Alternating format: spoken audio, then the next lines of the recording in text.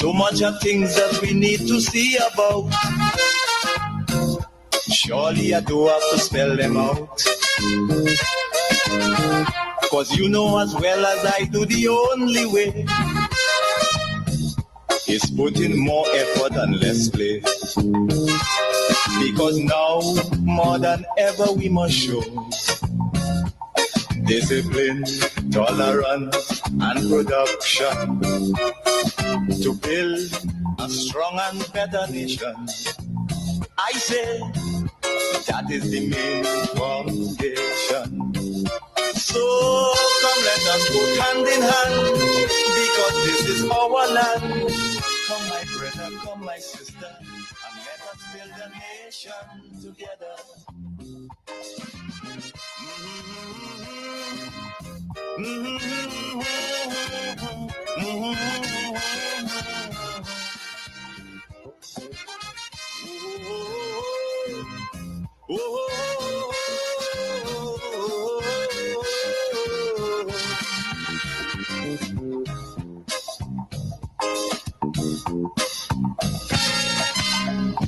This also goes for every Trinbagonian who want to live in a foreign land. Let us build, let us transform Grenada, Carriacou, and Petite Martinique. This is our home. We have a responsibility to enhance it, to make it better. I remember many years ago, a good friend said, look, this is my home. And I'm talking about a property that she had. And she would always be cleaning, expanding. She then had a downstairs to it. She added a concrete veranda. She paved the yard. She put different lighting. She fenced. She constantly was enhancing it because it's her home. And she says she doesn't want the value of her home to drop or depreciate. She wants it to always be increasing or adding more value to it because she has children and grandchildren. That is how we need to think about Grenada, Carriacou, and Petite Martinique. You know, this morning, as I was having a cup of Zebapik and Black Stage, you know, tea without sugar, I reflected a bit and I said, but you know, I have not heard one of the NNP members of parliament in St. Andrew come out publicly and commended the government of Grenada for lighting the Progress Pack. I have not heard Kate Lewis. I have not heard Emlyn Pay, who is the leader of His Majesty's opposition, right? And who is the leader of the NNP. I have not heard none of them come out publicly and applaud such a good move. You can have your political differences and, you know, you can have your issues. Nothing wrong with that. But when something is done that's good, you must be quick to publicly acknowledge it because you're in the public domain. That's where you live. I am saying, I have not heard Emlyn Pay nor Kate Lewis come out publicly and applaud the lighting of the Progress Pack. In fact, they should be there. They should have been there on the night, being proud as a person from St. Andrew that finally the pack was lit. You see, Grenadians are looking at these things. You listen to some of those talk show programs, same cadre of callers. Majority of them, they're NNP sympathizers, pundits, zygotes, and sycophants. All they have to talk about is something negative. They're so bitter that even if you put a piece of chocolate in their mouth, they cannot differentiate whether it's sweet or whether it's bitter, because everything to them is bitter. Everything that hits their tongue is bitter. You put in the sweetest piece of chocolate in their mouth and they still will tell you it's bitter. That's who they are. And we are seeing that every single day. There are good things happening for our people.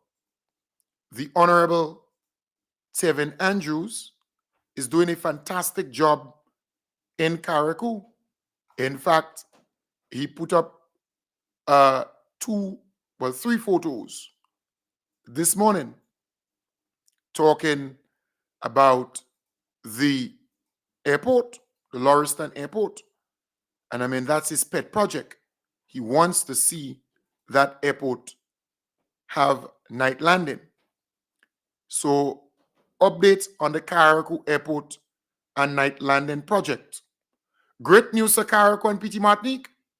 Most of the equipment for the long-awaited night landing project has now been installed.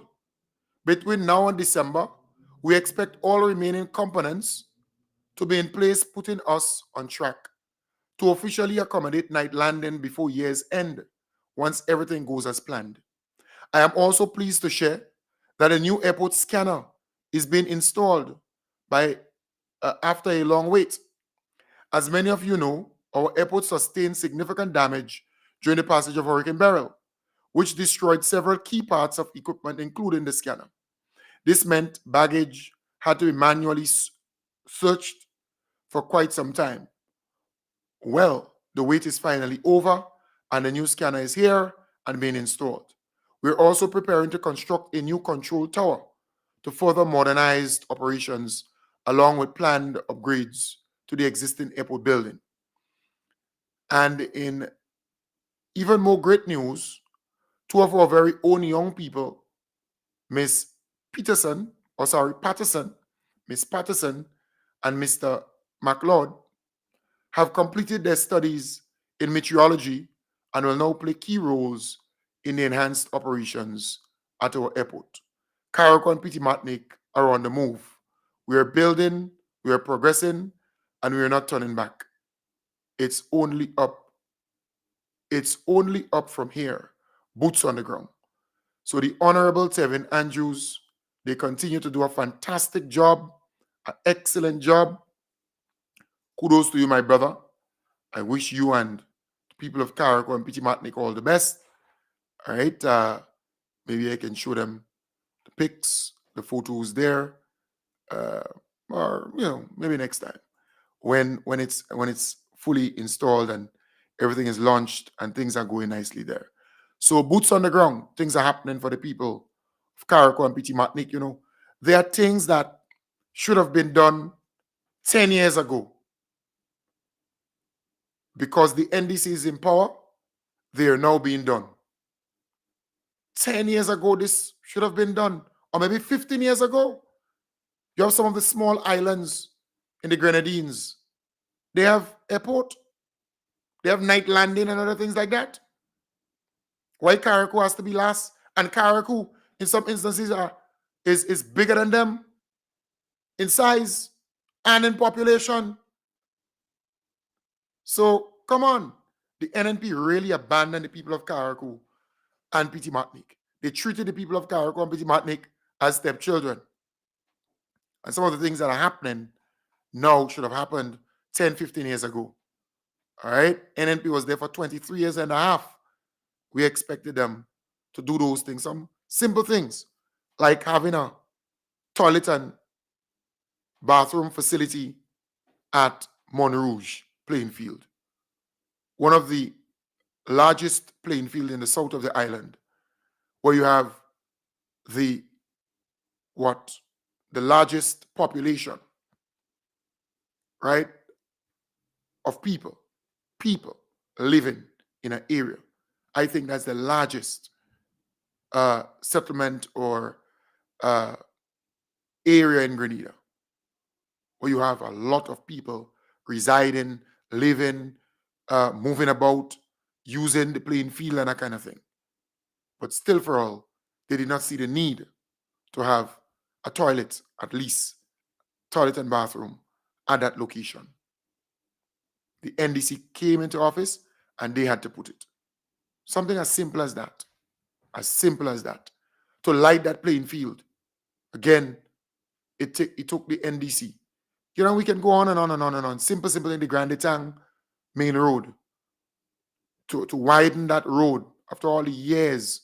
Again, it took the NDC to come and do it. I mean, it's, folks, laptops and ebooks, 3,700 and what, 80 something? $9.2 million invested in that area. So let's hear from the Honorable David Andrew. We launched our ebooks and laptops program for secondary schools, where we invested in our Form 1s and Form 2 students across all our secondary schools. This is very significant because what it does is that it gives access to all students across the nation to the same digital tools and learning support material from the ebooks. And that's another story, because the ebooks are actually electronic copies of the actual books on the book list. So that's saving parents a whole lot of money, that they no longer have to buy books in the bookstores, the hard copies, because that is provided on the devices. And those devices can be accessed, they can access the ebooks both online and offline. It means that even if they don't have access to internet facilities in some community, you could still access those devices. So it means no child is allowed to easily get left behind. And at the Ministry of Education, we are committed to ensuring that no child gets left and that everybody gets equal access to the opportunities in education. And so I really want to emphasize how important education is in the minds of the cabinet, in the minds of the government, our Prime Minister, that we have focused education in this very strategic way. But if we don't do this, we will not be able to transform Grenada. If we don't change the mindsets of people and the behaviors of people, if we don't give them access to education, we will be failing our people, we'll be failing our country. And so this opportunity, we want every young person to take it and to make use of it. It's not a cost and it's not a gift. Yes, it's a cost to the country and to the people, but it's more so an investment. And so we want the children to bring returns to themselves, to their parents, to their communities, and to Grenada on a whole. The investment I'm talking about is an investment of $9.2 million for over 3,875 laptops that are military standard, extremely durable, and about 33 e-books, e-copies of different titles that we are making available to our nation's children. Quite a significant investment that the government is putting and making into the lives and the development of our young people and our students. But I'm just excited that we were able to launch this today, and we look forward to the great fruit that this will bear on the educational landscape of our country. Yeah, so big up your whole self, Honorable David Andrew. You're doing a fantastic job as Minister of Education. Big up your whole self. You're working very hard in your constituency too. You're the caretaker for that constituency. The people of Telescope, they're happy, and quite a number of other people, Hope and so on. Marquis, you're doing a fantastic job. Keep it up. All right. Now I want to play our beloved Prime Minister at that ceremony yesterday. This is a major investment in youth, in our young people. You see, the ebooks is key. Instead of carrying this backpack with all these heavy loads or load with all the books and so on, ebook, it's online on the laptops already. They can just flip the page from there online.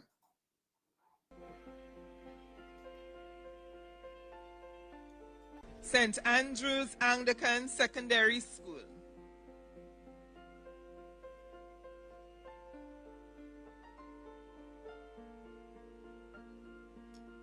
Right, so I will skip that part where, you know, the students St. David's Catholic School. are receiving their laptops, just saying that they are receiving on behalf of their school.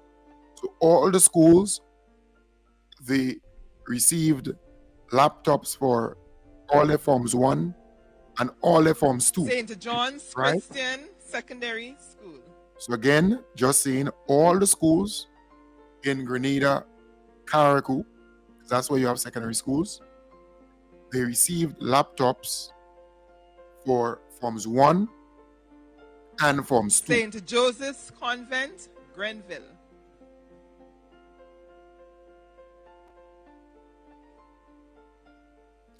And after Forms 1 and Forms 2, then you would see this, the folks who are receiving now Forms 1 and Forms 2, they would go up to Forms 3 and 4. St. Joseph's Convent, And St. then- George. Then they would give the new Forms 1 and Forms 2 coming in. And then those who got for Forms 3 now, they would be in Form 5 in 2 years' time. Right? So they would be using that there. So the entire school system would have laptops. And the school, the classroom St. would be Mark's smart. Secondary We're School. transforming the classrooms to be smart classrooms. So let's keep that and go straight into the Prime Minister's presentation. Few students. Protocol. My job is really to give the charge to the students, but I, before doing so, want to ask again for a round of applause for the wonderful talent of Golan and Kedim that we saw on display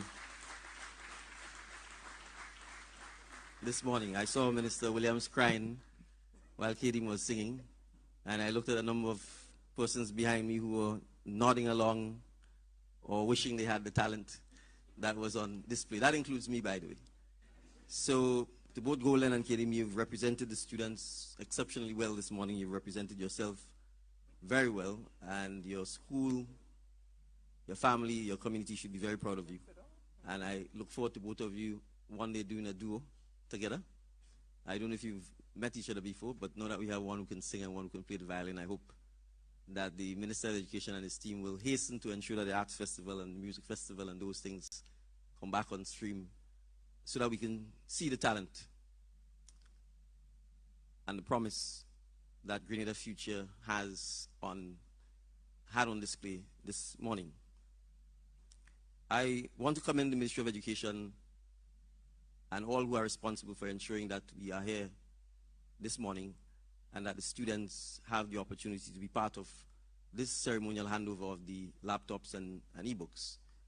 And the theme, reimagining education, transforming classrooms, and empowering futures, should not just be for this ceremonial handover, but really should be the mantra for the transformation that has to occur in education if we are going to ensure that this generation of school children and those who follow behind them get an opportunity to ensure that they can have a bright future, that they can continue to build Grenada, to make it resilient, to make it successful, and to make themselves successful global citizens. It doesn't matter that we are a small country. In fact, it probably matters more that we are a small country, that we have to invest in our human capital. That is the only assurance we have of success. And so I will be unapologetic about championing education. I can assure you, students, that every adult who sits in this room, who you think is successful, or who is successful, or who pretends that they are successful, can only claim so because of the education they had. That is all Grenada has to offer. That is all we have to offer, and that is all we need to ensure occurs to guarantee your success and to guarantee the success of Grenada. And so last Saturday, not the one immediately, the one before that, when I stood at the United Nations as one of the 170 plus heads of government or heads of delegation who spoke at the UN General Assembly as it marked its 80th anniversary, it was not by accident that I chose not to speak on the usual topics of the day: war, geopolitical tensions, climate change, etc., etc., but to devote my entire 22 to 25-minute speech on education. Because it is education that is going to give you, the students, a lifeline of opportunity, a lifeline to fulfill your promises, and a lifeline to success. And that success is not limited to Grenada. It is global success. We are part of the global community. And so the transformation that is taking place in our education system is designed to make you globally competitive. And I want you to, for a minute, understand the kind of profound and rapid changes that is taking place. I said to the Minister of Education, chalk and blackboards ought to become a thing of the past almost immediately. If you have 3,875 laptops in Form 1 and Form 2, then the teachers, the instructors themselves ought not to be walking in and reverting to a blackboard or chalk. It therefore means the teachers, the instructors themselves are going to have to be part of that transformation to ensure that this is successful, to ensure that this is sustainable. So the teachers and the instructors themselves, just like you students, are going to have to be undergoing a process of learning, a process of training, and a process of transformation. Think of your parent who may not ever have had the opportunity to have a computer at all or a laptop, who now has to help you navigate education online. Your parents as well, you have an opportunity to teach your parents and to bring them along and to give them the digital skills that your parents need to navigate the world.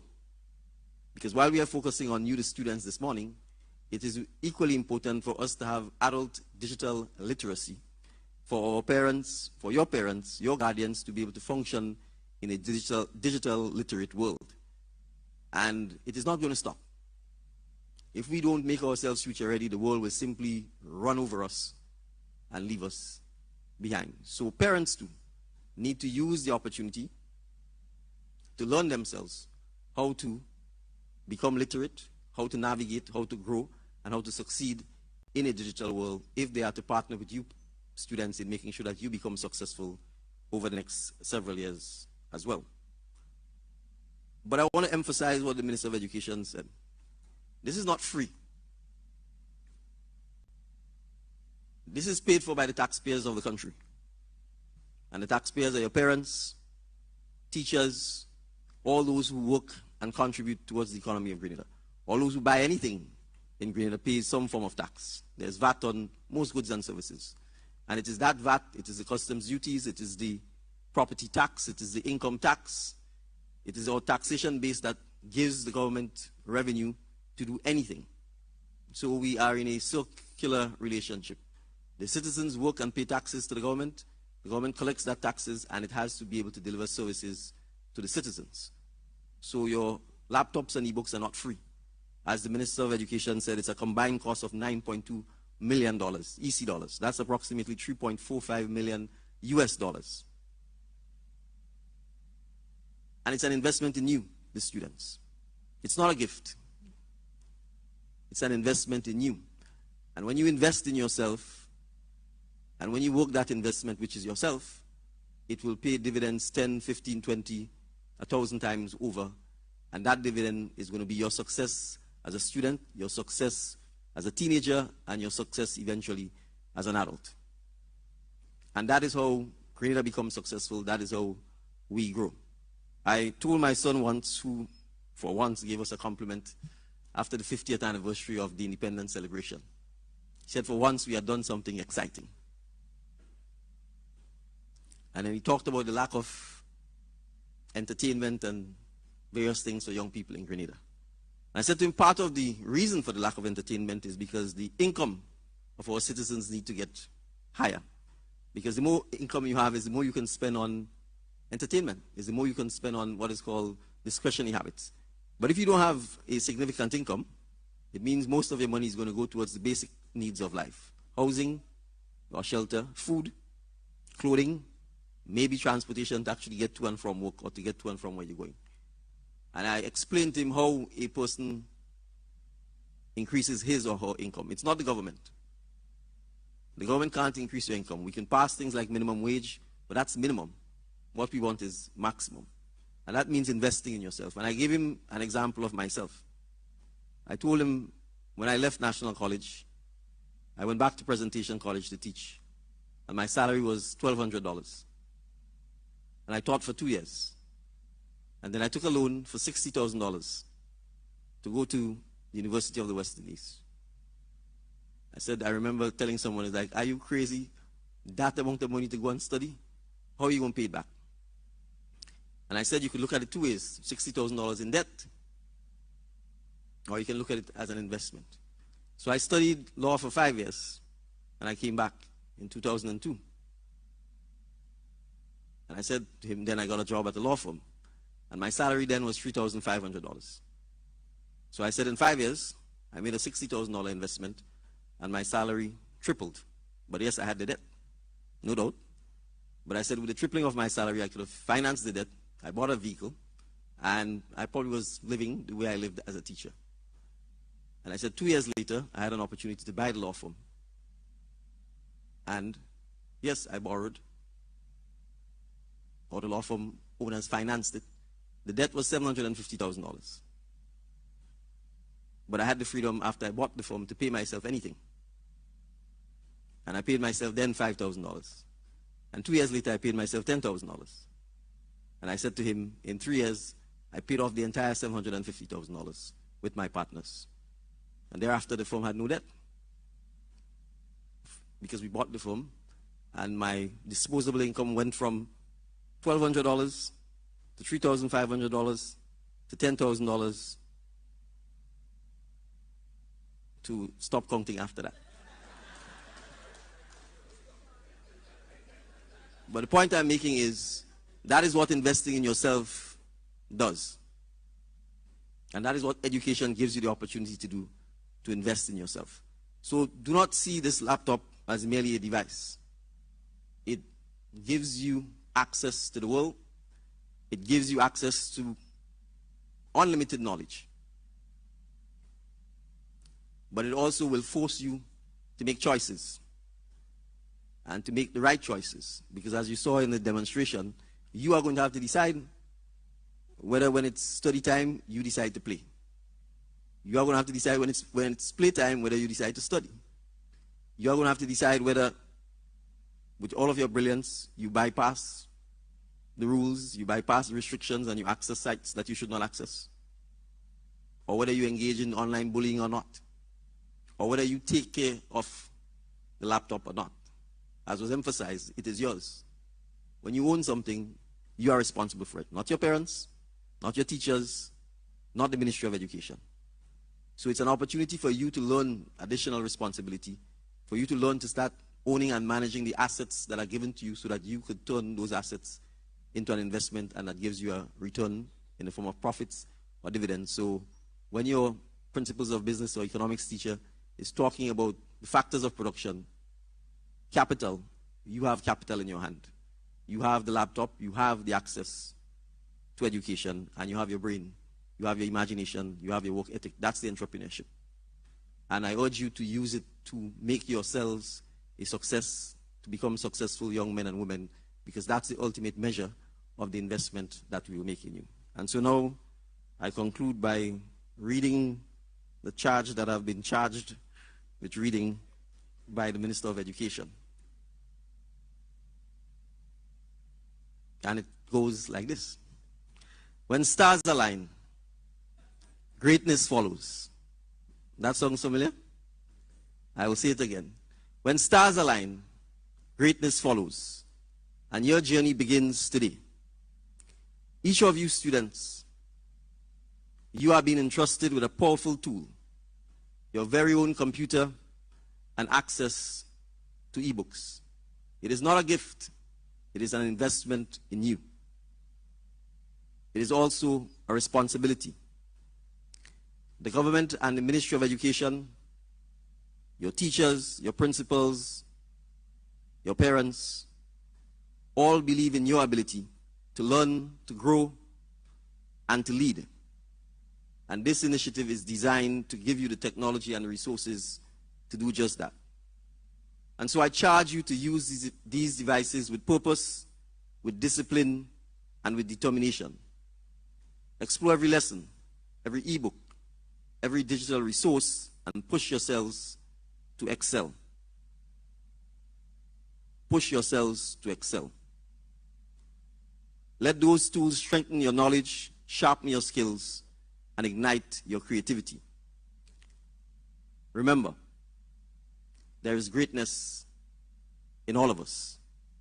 And so this technology is your chance to discover it, to develop it, and to show it to the world. Please treat your laptops, your ebooks, and the associated resources with utmost care and respect. And always follow the rules for using them. Your success is literally and figuratively in your hands and in your backpack. This is your moment. Seize it with purpose. Uphold the pride of your Grenadian heritage in all that you do. Let it fuel your ambition and drive you to reach the heights you never imagined. Embrace this opportunity with confidence and with unwavering determination. And know that through discipline, hard work, and commitment, and fun, that there are no limits to what you can achieve for yourselves, for your schools, and for this great country of Grenada, Carriacou, and Petite Martinique. So students, go forth, learn boldly, and let your greatness shine. You should count on yourselves. Your parents are counting on you.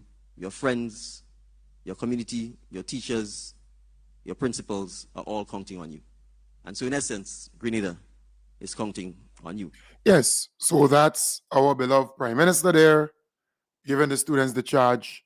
But more importantly, this is a very significant investment in the young people of Grenada, Carriacou, and Petite Martinique. You're talking about all Forms 1 and all Forms 2 students receiving a laptop and having ebooks on them. So the books that they normally use in the classroom, they will be on the laptop and they can work from there. The government is also making the classrooms smarter.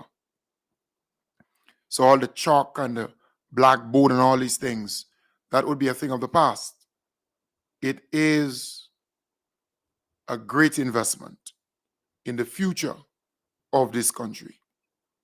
Remember, the NNP had this tablet thing that they started. But the tablets, they were not from the source, the actual company. It is a kind of middleman thing. So when time to repair them, fix them, update them, there were serious problems. And that more or less crashed. You didn't hear anything about that after a couple of years. Right? Because it's not the direct source. The government this time around went to the direct source, Dell. If you look at the laptops, they are Dell laptops. So they have backup, they have parts to repair them. They have license with Dell, with the software and everything in it. In other words, it's not no old thing, no Japa thing, proper thing. So I want to applaud the government of Grenada. I want to applaud the Most Honorable Deacon Mitchell and his team. I want to applaud David Andrew, the Minister of Education, because this is a step in the right direction. I have not heard the NNP come out and applaud this move. No. Anything that's positive, anything that's good for this country, the NNP will not applaud it. They will not compliment it. They would not come out publicly and praise it. But they will concoct stories. They're going to create all kind of, things in their mind and go on a platform and say those things and make people believe that it's true. And just the negative stuff. That's all they want. That's all they would hop on. There are good things happening. There are positive things happening for people. And as I said earlier, I have not heard Emlyn Pay or Keith Lewis come out and praise or applaud the lighting of Progress Park in St. Andrew. Before we turn on the lights, it is my distinct honor to introduce a leader whose vision, dedication, and passion for the development of our nation continue to inspire us. Since assuming office, he has championed transformative policies in education, youth empowerment, sports, and national development. His commitment to creating opportunities for our young people and fostering a culture of excellence is evident in every single initiative he puts his hand on. Ladies and gentlemen, let's welcome to the podium the Honorable Deacon Mitchell, Prime Minister of Grenada.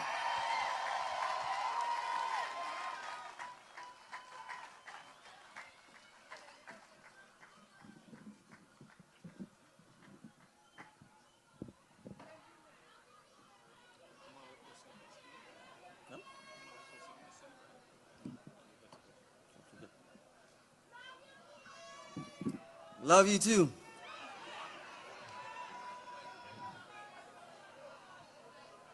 Good evening, ladies and gentlemen. It's an absolute pleasure to be here with you on the lovely moonlit night in Progress Park. I hope you've turned around and admired the moon before we switch the lights on. Permit me to recognize our distinguished colleagues from the Cabinet and from Parliament who are here with us tonight, and in particular, those from Big Parish, St. Andrew. It is a wonderful sight to see each and every one of you here tonight. We cut the ribbon for the reopening of the playpen, and there are hundreds of kids over there, and you can see the delight on their faces, and you can see them all being active and sweating. And that is what we want to get them. We want to get them active, we want to get them sweating, we want to get them energetic, and we want them in a safe space where the kids, the parents, the grandparents can all play, exercise, and come together. And this is what this event tonight is about. We are not here just to switch on the lights. I couldn't say it better than Mr. Andal. We are here to take Progress Park out of the darkness. We are here to light up opportunity. We are here to light up possibility. And we are lighting up a space where our children can grow, our teams, our sporting teams, our community teams can thrive, and our community can come together just as we are coming together tonight. And we are coming together long after the sun goes down. So for many years, many decades, this playing field has been a place of memories, from friendly matches to social and community engagements, family picnics, school sports days, and late afternoon games that always ended too soon because of the darkness. But with this new lights, we are giving our community, our children, our sports club, our sports players, our coaches, their supporters, their sponsors, more time to play, more time to connect, more time to exercise, more time together, and more time to build our community. This project has been a collaboration of teamwork, and you've heard it from Senator David Andrew, and you've heard it from MP Delma Thomas. It is teamwork, and so just like the games which require a team to play it here, it took the vision of everyone, the Ministry of Sports, the contractor, the National Lotteries Authority, the Ministry of Infrastructure, Grenlec, and others, to ensure that this event was a success and was a success in record time. And so tonight we are demonstrating that dreams can become a reality. And in the words of the National Lottery Authority, making your dreams come true. And these are good and positive dreams. So let us remember, this is not just about a playing field. It is not just about sports. It's about creating safe spaces. And I want to emphasize, particularly between the periods when it's dark, 6 to 9, safe spaces for young men and women or kids, their parents, their grandparents to come together to make sure that our young people, or not so young, or middle-aged, and our senior citizens can come together to be active, to be engaged, and to be inspired. It's about giving all of the famous teams from St. Andrew an opportunity to ensure that they are treated equally with the teams in other parishes that already have lights at their playing fields. And it is about building pride in our rural community. Too often we seem to think that St. Andrew or St. Mark or St. John or St. Patrick deserves less. They do not. They deserve just as much, the same quality, the same resources as the rest of Grenada, Carriacou, and PT Martinique. So, whether you are here as a player, a coach, a parent, a supporter, a sponsor, or just a big mouth, who loves Progress Park, who loves St. Andrew, and who wants to see our schools in St. Andrew, the clubs in St. Andrew do better, be better, and go up and up and up. Thank you very much for coming out tonight. Thank you very much for supporting this initiative. And remember, it is about building our communities together. I want to invite all of the members of the cabinet and the government, all of those who spoke, who didn't speak, everybody under the tent to come and join me on stage. Let us do the countdown.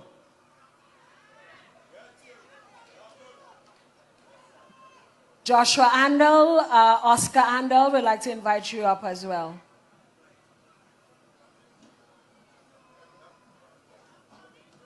Afi Fletcher, no hiding. Well, you can come closer to the stage if you can't come on the stage.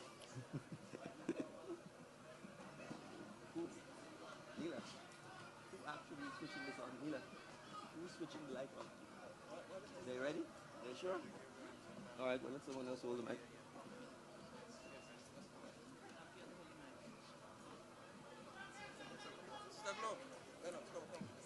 Progress, progress. Progress, progress. All right, so we ready? We are ready? 5, 4. Oh, hold on. They say they want 10. They say they want 10. They want them. All right, let's go. 10. 10, 9, 8, 7, 6, 5, 4, 3, 2, 1. Progress Park!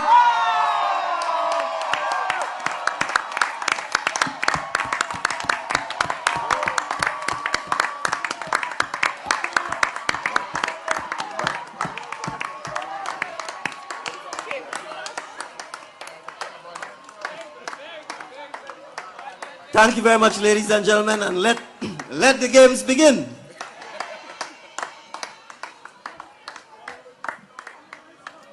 Right, so folks, that was the Most Honorable Deacon Mitchell and the team.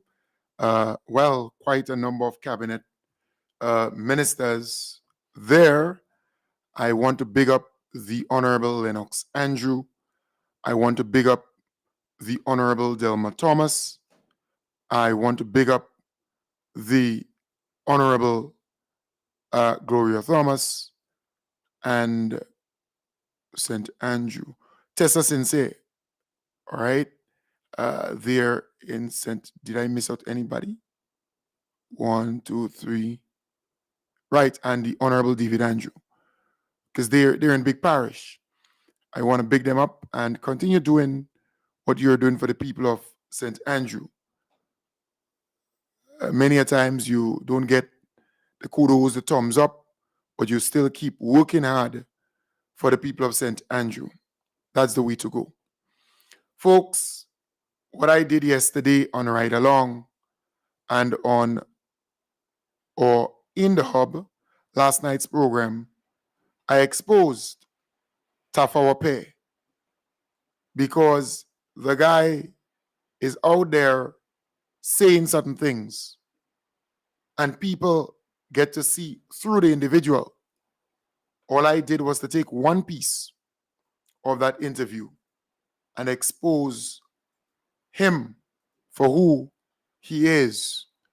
The guy, to me, in my belief, is disingenuous when it comes to this whole matter Public Service Commission of to his uphold their retirement. responsibility. If you listen to these people, they pretty much sounded as some arm of the NDC. They didn't care about my rights or what they should rightly say to me. They agreed that Okay, so Donna, the first person's name I called was the Honorable Lennox Andrew. All right, so maybe you didn't hear that. So I called his name first, and then I moved to the Honorable Delma Thomas, the Honorable Gloria Thomas, Tessa Sincere, and then the Honorable David Andrew. That's Donna on the live. Maybe you didn't hear that. it was impossible for me to be a senior police officer and to be part of the national security and to be the husband of someone who is involved at that level of politics. I mean, a woman that I am extremely proud of. I'm telling you, it's one of the days when I felt I was in a place where I couldn't defend myself because I did nothing wrong. And the story was about Emmeline Payne. And I can do nothing about that. And that argument continued for as long as I could think about. Eventually, I said to them, look, if you guys want me to leave, pay me my benefits. Right. So the guy decided once he gets his benefits, he's going to leave. I was referring to, well, my additional 8 or 13 years that they're actually robbing me from. Right. So the guy, he is 52. You can retire at 50. You can retire at 55. So he got his package, he accepted it, and he exited. He retired.